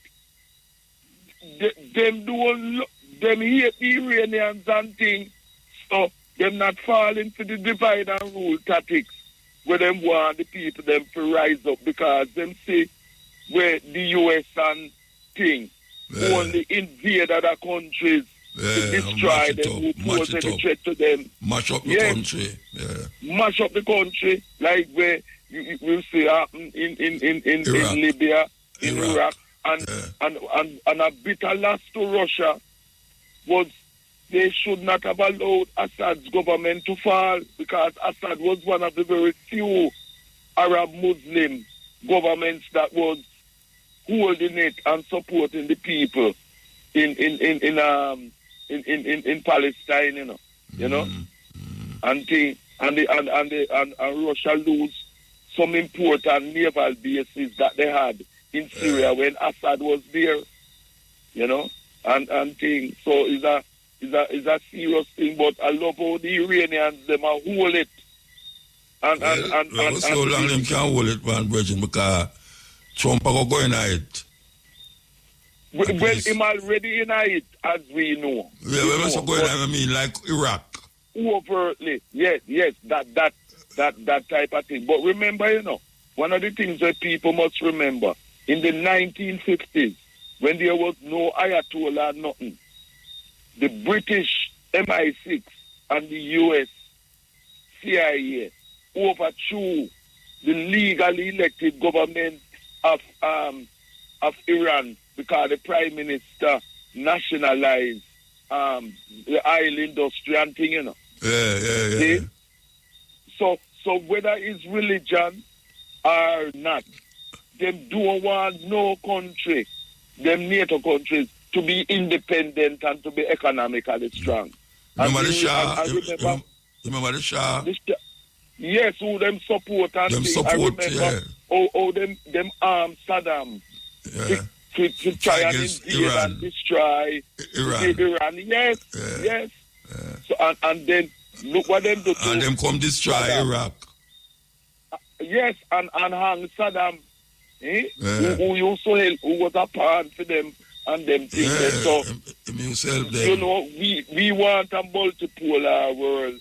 We don't want no USA as a superpower in this world to dictate to people, Muta. And see the dollar get a blow because the BRICS alliance are put paid to the US dollar where them used to commit financial terrorism against countries when they agree with them and them thing there. No, some of them European countries they are moving from America now, though.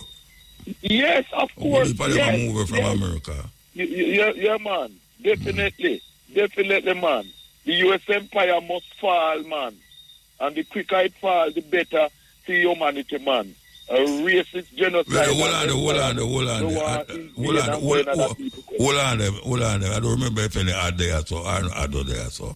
Iron FM really rocking, you know. All right, yeah, no, I don't there. Yeah, man. The U.S. Empire will take over from the British Empire, which was the biggest genocidal racist empire in history.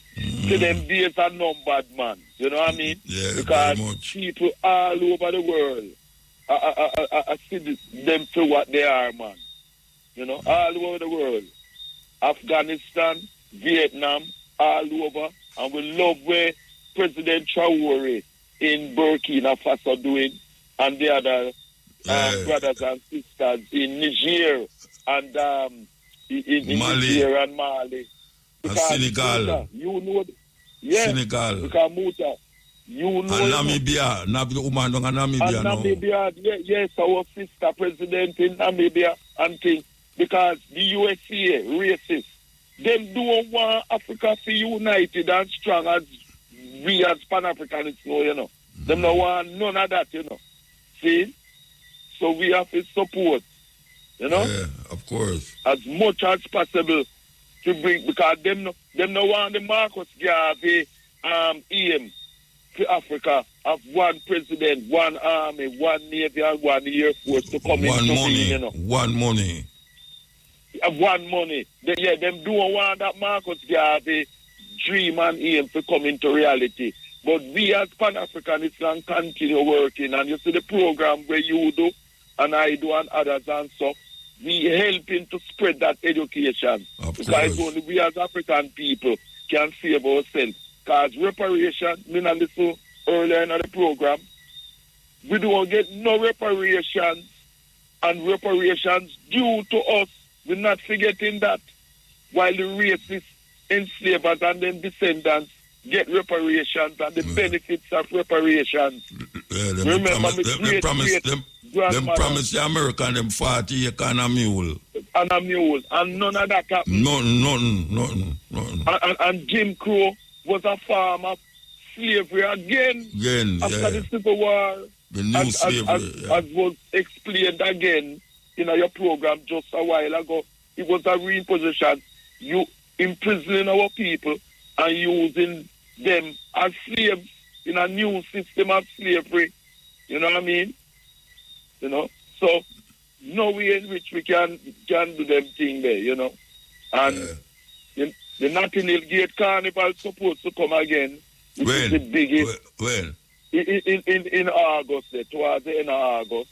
But already, some guy named Comfort, which is the English guy, where them put in charge the councils, then the two councils, Westminster and Kensington, to run it. I talk about him want to get funding directly from the central government for it.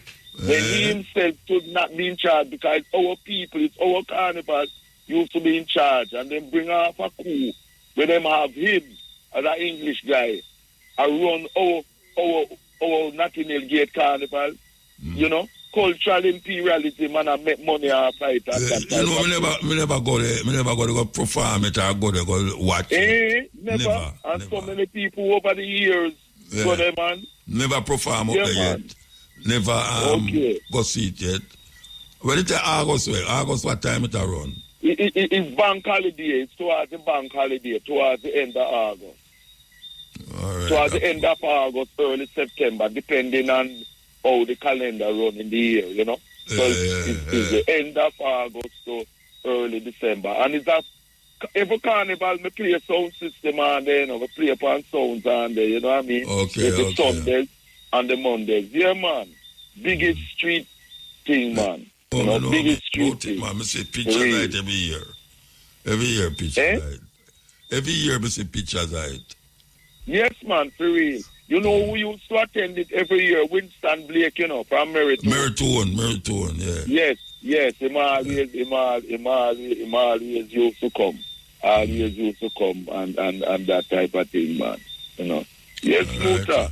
Yeah, man. So, yeah, man. So we as African people, it's only, as Marcus Garvey says, self. And now the details. The police had to be deployed to a number of KFC locations island-wide as large crowds converged on the outlets to benefit from a 2-for-1 promotion. The deal is aligned with the company's 50th anniversary in Jamaica. In videos circulating on social media, scores of customers can be seen at the entrance of the outlets in long before opening hours. Other videos show chaos as customers try to enter the buildings and police officers sought to maintain order. Meanwhile, heavy bumper-to-bumper traffic was seen at the drive-through sections throughout the day. Speaking with RFM News this afternoon, head of the Kingston Eastern Police, Superintendent Michelle Williams, said her officers had to quell disturbances created by customers. However, she said order has been restored. Like any other KFC, we had the crowd. My team went there and we brought it under control. And so for the better part of the day, it was smooth at Harborview and Rockford. So we were pretty good in the east. We had some issues in the early part, but the police took control of the situation. In the early part, they were not behaving accordingly, and that is when we took control and asked them to, be decent and fall in line, and so persons did actually that. So we had no issue after we took control. Head of the Kingston East Police, Superintendent Michelle Williams. Over in the St. Andrew North Police Division, Deputy Superintendent Randy Sweeney said KFC's Man Park outlet was easily maintained. However, extra police officers had to be deployed to the Red Hills Road location. So actually we have 2 KFCs in my division, Manor Park and Red Hills Road. For the Manor Park, one, it was somewhat contained, the fact that it was on the inside of a plaza. So it was crowded, the security were there, and I think it was properly dealt with. Nonetheless, we visited and did periodic checks.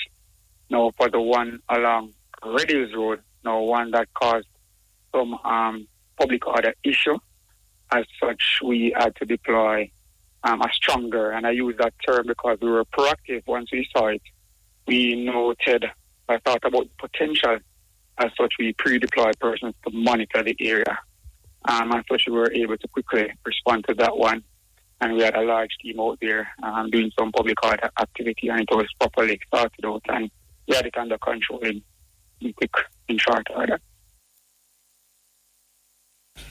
Head of the St. Andrew North Police Division, Deputy Superintendent Randy Sweeney.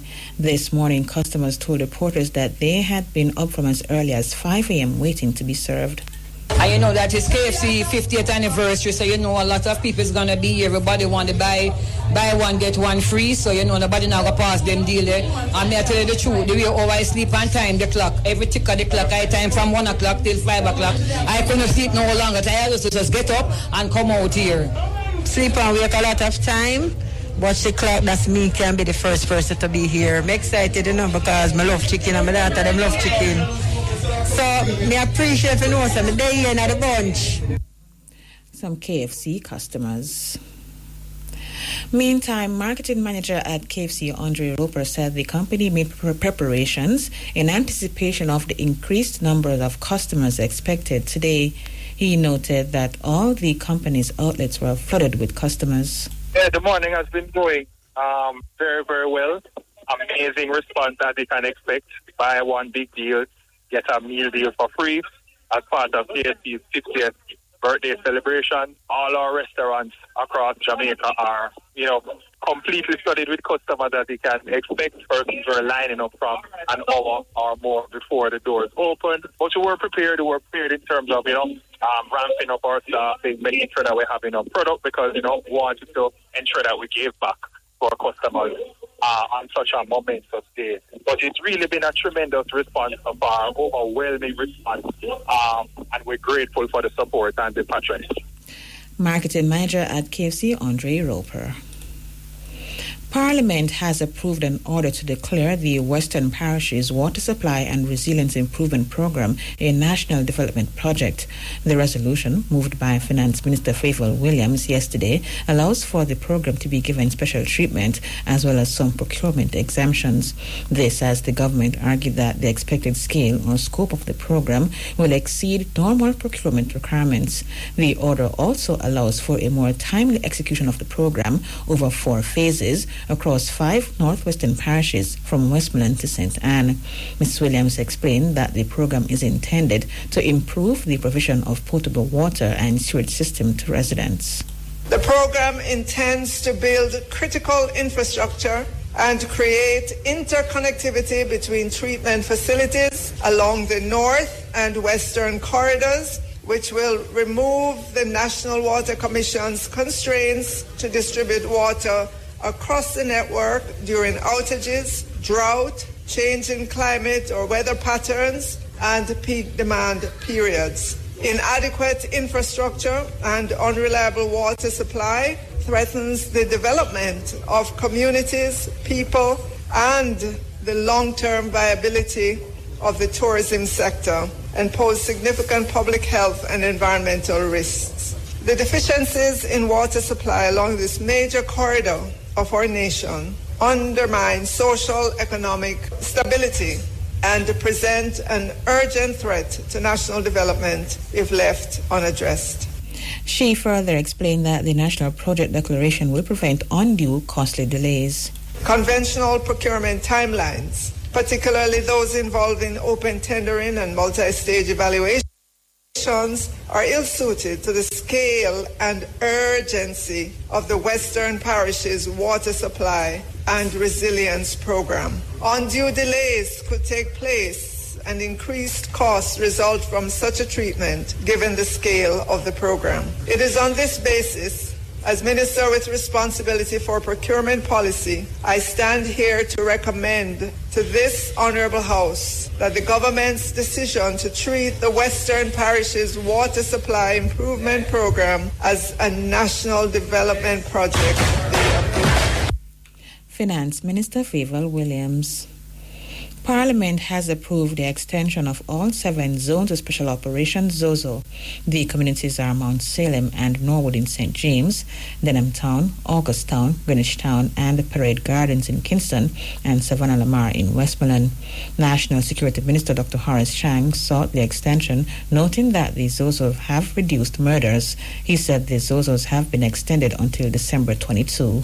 We're looking at the 7 zones of operation, so consistent with the requirements of the under law reform zones of special operations, Special Security and Community Development Measures Act. We are seeking to support for the continuation of all 7 areas currently declared in zone of special operations in the communities of Mount Salem, Denham Town, August Town, Greenwich Town, Norwood, Parade Gardens, and Savannah. Acting on the advice of the National Security Council and in accordance with the law reform zones of special operations, Special Security and Community Development Measures, and in accordance with the Section 5 of the Act, which guides that the Prime Minister and Council, after consultation with the Joint Command, may by order subject to affirmative resolution of the House of Representatives extend the period referred to in Section 4.3, the Mount Salem, Denham Town, August Town, Greenwich Town, Norwood, Parade Gardens, and Savannah zones of special operations, Special Security and Community Development Measures, which expire on June 23, 2025, are to be extended for a further period of 180 days to December 22, 2025. The National Security Minister said along with the ZOZOs, government will be scaling up activities to cover additional communities. As we indicated very early in the administration, when others were debating that the policy of the government was to build out the police force to be able to deal with the criminal element in society. While in the short term we use extra strong legislative measures, including the zones, which has a strong component of social investment. But consistent with our policy, we will not only seek the extension, but we will be looking at scaling this activity up very soon as we continue into the new financial year to cover additional communities where we may do hold and build as the principal activity, since the police is now clearly on top of the criminal gangs that used to torture our society. National Security Minister Dr. Horace Chang. The government has allocated millions of dollars towards programs run by the Jamaica Social Investment Fund, JSIF, in the Zozo communities. This includes $600 million in Denham Town, $600 million in August Town, and $300 million in Norwood. Dr. Chang added that infrastructure upgrades are also planned in Parade Gardens and Savannah Lamar. Opposition spokesman on finance Julian Robinson yesterday tabled questions relating to the appointment of Dennis Chung as Chief Technical Director at the Financial Investigations Division. This in a bid to get more responses from the government on the matter because the opposition has raised concern about possible conflict of interest. The opposition noted that Mr. Chung lacked investigation qualification for the post and that he would be in charge of the entity that is probing fiscal issues related to Prime Minister Andrew Holness. The government has already pointed out that Mr. Chung's selection was transparent and that he is qualified for the job. Mr. Robinson explained that among the issues he is seeking answers to is the change in the job description in 2024. There are a number of questions which are outstanding that have not been answered in relation to the process. The first and most important one is why was the job description changed after the initial advertisement in 2024 and critical requirements were left out when the new advertisement was placed in 2025. I want to know who authorized that change. I'm also interested in finding out how many people were shortlisted when the job was advertised in 2025 and who constituted the panel that did the interviews for those persons who were shortlisted. He also wants to know about the reporting arrangements between the FID and the Finance Ministry. I'm also interested in finding out the reporting relationship of the FID to the Ministry of Finance and whether there have been changes in that. So, because these questions have remained outstanding, I felt it was important to use the parliamentary process to table these questions so that the government can answer them, because these are important and go beyond the personality in this particular appointment. Opposition spokesman on finance, Julian Robinson. The Tourism Ministry says over $450 million has been traded so far this year on the Agri-Linkages Exchange Alex platform. According to Tourism Minister Edmund Bartlett, the initiative has successfully strengthened local supply chains by linking small farmers with hotels. With that progress, the ministry is now focused on scaling up operations to boost local participation and economic returns.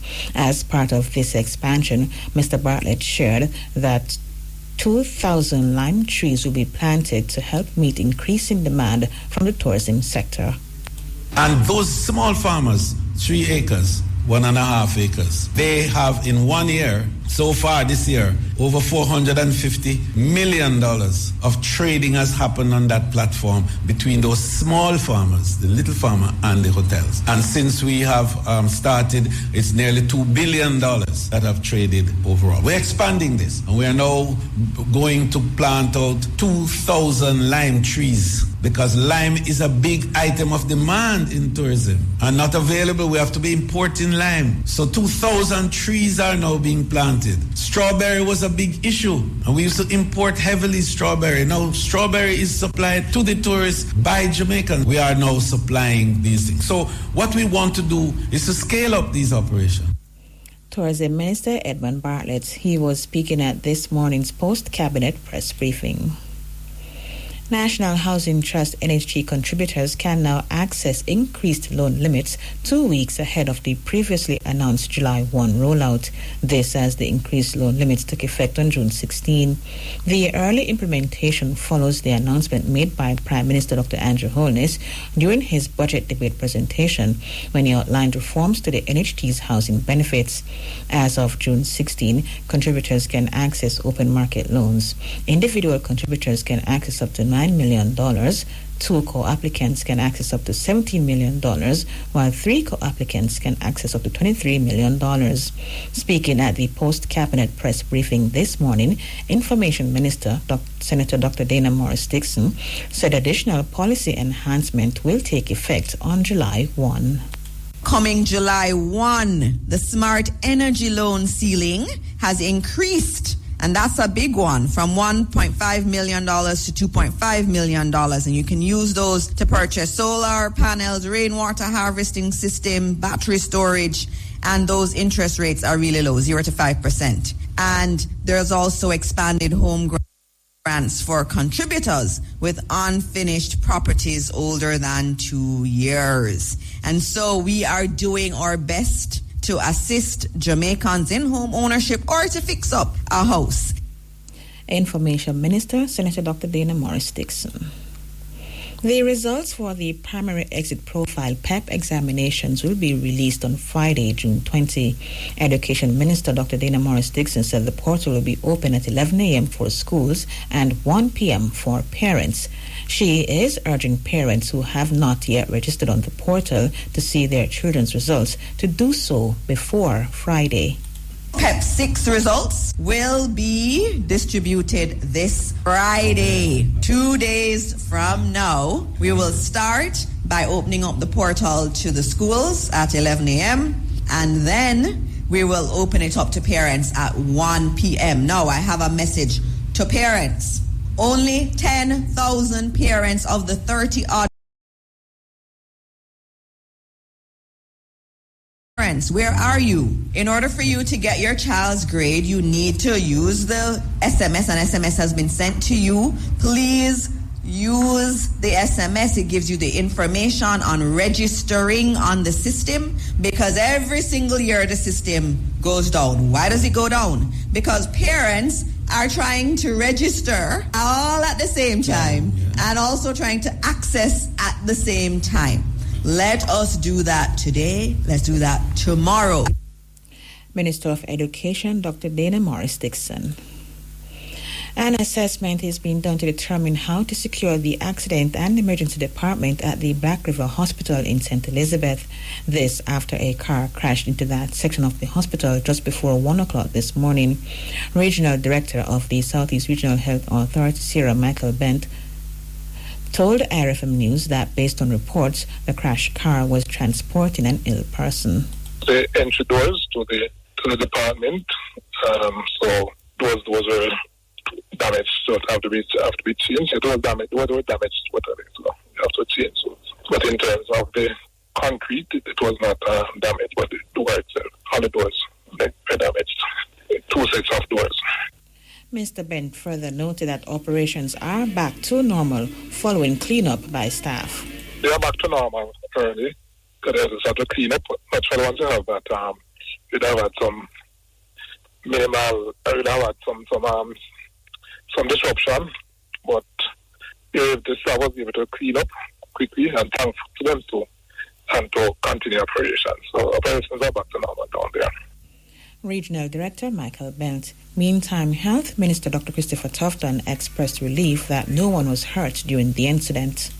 This morning I got a report of a vehicle that seemed to have gotten out of control and went into the A&E department at Black River Hospital. The reports I have is that nobody got hurt, thank God, but damage was done to the building, the door, and parts of the internals of the building. There's an estimate that is to be done now to determine the extent of the damage with the intention of trying to restore it as quickly as possible. As I said, I'm happy that nobody got hurt. We would have to look now to see if there's any additional measures that need to be put in to avoid this happening again. Maybe some barriers to the front door or something. But the team is now assessing it and will make a decision. Health Minister Dr. Christopher Tufton. Prime Minister Dr. Andrew Holness has encouraged young people participating in the Youth Summer Employment Program to have a positive outlook on their future.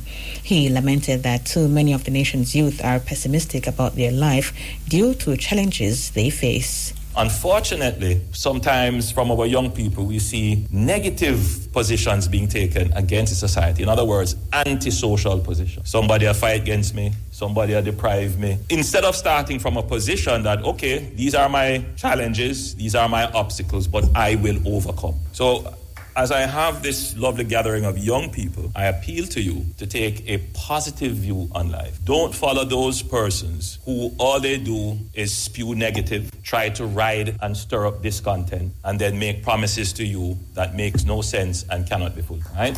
Be positive about your future. Take a positive view. Take a pro-social view on life, not an anti-social view on life. And then I want you to take a pro-growth view on life. Because a lot of times, we are told, don't even bother try. You're not going to come out to nothing. And you have heard that said, transmitted from parent to child, a dampening down of the ambitions. And you hear it said, you think you're better than we. That's a part of how this kind of antisocial, anti-growth ethic is transmitted to our young people.